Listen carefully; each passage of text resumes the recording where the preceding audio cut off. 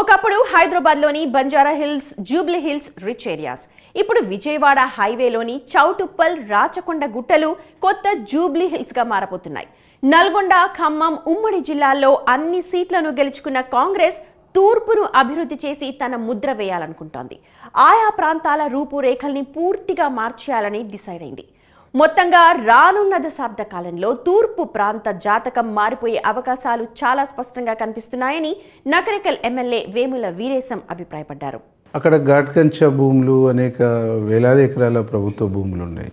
వేలాది ఎకరాల ప్రభుత్వ భూములు అక్కడ అందుబాటులో ఉన్నాయి కాబట్టి డెవలప్మెంట్ అనేటువంటిది అటువైపు తీసుకురావటం మూలంగా, డెవలప్మెంట్ అటు రావటం మూలంగా ప్రభుత్వము అనేక కొత్త ఇండస్ట్రీస్, కొత్త సంబంధించినటువంటి సాఫ్ట్వేర్ కంపెనీలు కానీ మిగతా రకరకాల ఇండస్ట్రీస్ తీసుకొచ్చేసినప్పుడు భూమి కోసం ల్యాండ్ యాక్విజిషన్ చేసేటువంటి ఒక సమస్య ఉండదు.